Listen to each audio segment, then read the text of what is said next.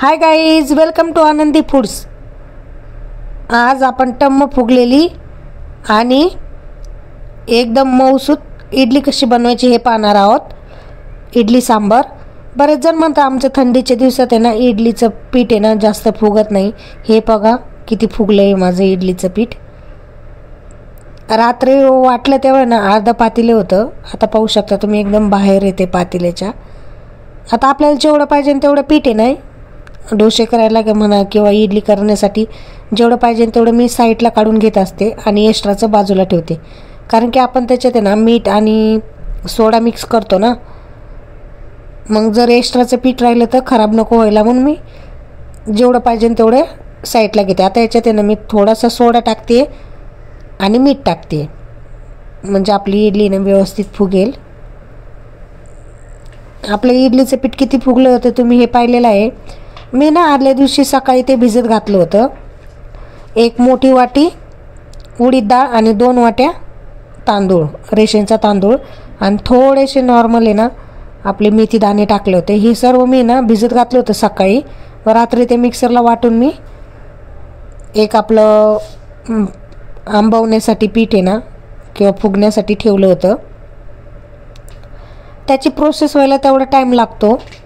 एक 7-8 तास भिजलं पाहिजे तांदूळ आणि डाळ, आणि त्याच्यानंतर आपण ते मिक्सरला बारीक केलं ना त्याच्यानंतर पण 6-7 तास आपल्याला ते पीठ ठेवावं लागतं, तेव्हा त्याचं व्यवस्थित बॅटर तयार होतं। आता मी इथे ना इडल्या करून घेणार आहे। मी याच्यात ना सोडा आणि मीठ टाकून ठेवलं होतं आणि चांगला बॅटर आपला हलवून घेतले, म्हणजे मीठ विरघळले जाईल असं।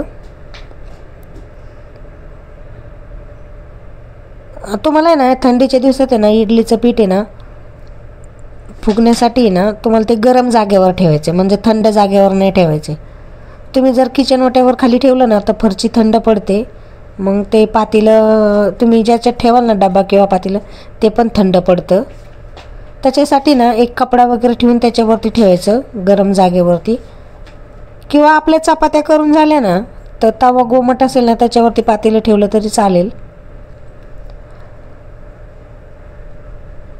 मी काय करते थोडंसं ना जास्त थंडी असेल ना डाळ भिजवताना थोडी ना गोमट पाण्यातच टाकते भिजायला, म्हणजे आपण ते थंड पाण्यात टाकलं ना लवकर पाणी गरम होत नाही थंडीच्या दिवसात।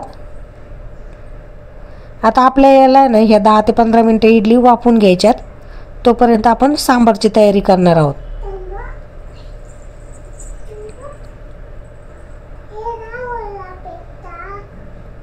सांबारसाठी ना मी एक 1.5 वाटी मुगाची डाळ घेणार आहे इथं, आणि 2 वाटी तूर डाळ घेणार आहे। 1.5 वाटी मूग डाळ आणि 2 वाटी तूर डाळ घेतली मी इथे। आता हे मी स्वच्छ पाण्याने धुवून काढून घेणार आहे। आता आपल्याला त्याचे 2 छोटे ना कांदे कापून टाकायचे। तुम्हाला पाहिजे तितके कांदे तुम्ही टाकू शकता। मी छोटाले 2 टाकलेत, मोठा असेल तर 1 टाकला तरी चालेल।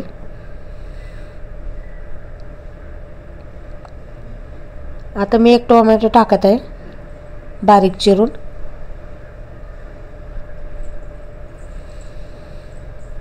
आणि शेवग्याच्या शेंगा टाकत आहे।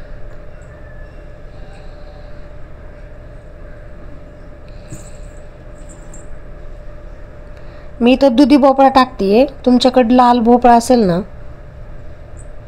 तरी पण तुम्ही लाल भोपळा पण टाकू शकता। तो थोडासा गुळमट असतो ना तर सांबारला ना छान टेस्ट येते। बाहेरच्या सांबारमध्ये तोच भोपळा यूज करतात, लाल भोपळा। माझ्याकडे असेल तर मी तो पण टाकते, पण आता नाही आहे। हे स्वच्छ धुवून घेतले मी आपण चिरलेला, आणि डाळी पण। आता आपल्याला त्याच्या ना 3 शिट्ट्या करून घ्यायच्यात कुकरला। डाळीच्या वरती येईल असं आपल्याला पाणी टाकायचं आहे। त्याच्यात चवीपुरतं मीठ आणि हळद, थोडंसं तेल टाकून आपल्या त्याला 3 शिट्ट्या करून घ्यायच्यात। इडलीची प्रोसेस खूप मोठी असते त्याच्यामुळे व्हिडिओ पण खूप मोठा झाला आहे। आता इडली आपली झालेली वाफ देऊन तुम्ही पाहू शकता कशा फुगल्यात मस्त. आता आपल्याला हे 10 मिनटं खाली काढून ठेवायचे आणि थंड झाले का इडल्या काढून घ्यायच्यात. इडल्या कधीही गरम नाही काढायच्या, कारण की त्या चिटकतात भांड्याला. थोड्या नॉर्मल गोमट झाल्या ना तर छान निघतात, भांड्याला वगैरे चिटकत नाहीत. आणि आपण इडली पीठ टाकताना पण थोडंसं तेल लावून भांड्याला मगच इडले टाकल्यात. गरम काढल्या ना तर व्यवस्थित नाही निघत, थोड्या थंड होऊ द्यायच्यात आणि आपल्याला असं चाकूच्या साहाय्याने काढायच्यात.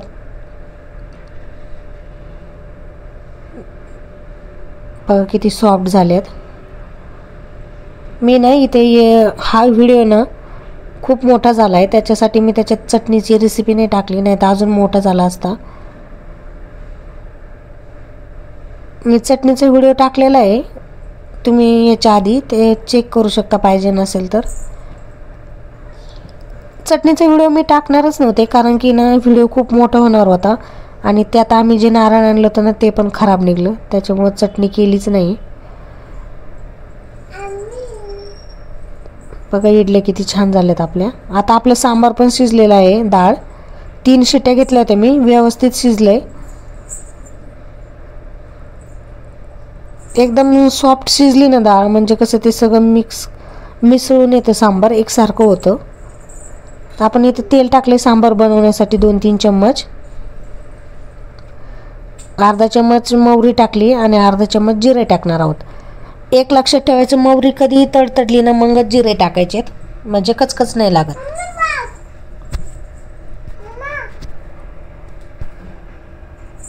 आता आपण थोडासा गूळ घेतलाय, तेजपत्ता घेतल्यात, बेडगी मिरची घेतली, लसूण आणि कोथिंबीर, कढीपत्ता.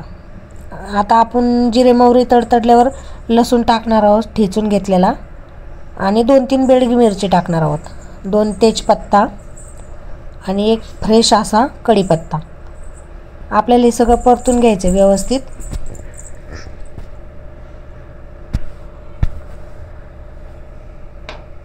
लसणाला ना चांगलं लालसर होऊ द्यायचं आहे, म्हणजे टेस्ट छान लागते.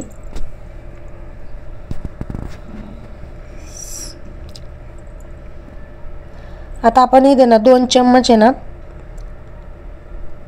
सांबार मसाला टाकलाय, अर्धा चम्मच हळद, अर्धा चम्मच लाल मिरची पावडर आणि थोडंसं जिरेपूड टाकली आहे.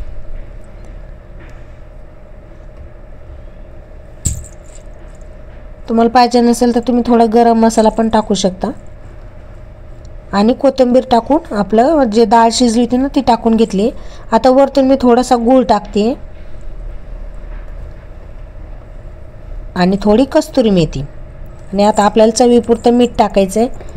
मीठ थोडं कमीच टाकायचं आहे, कारण की डाळ शिजवताना पण मी मीठ टाकलं होतं. आता आपल्याला एक दणदणून उकळी घ्यायची याला. बघा किती छान दिसतंय. आपलं इडली सांबार रेडी आहे. व्हिडिओ आवडला असेल तर लाईक करा, शेअर करा आणि सबस्क्राईब करा.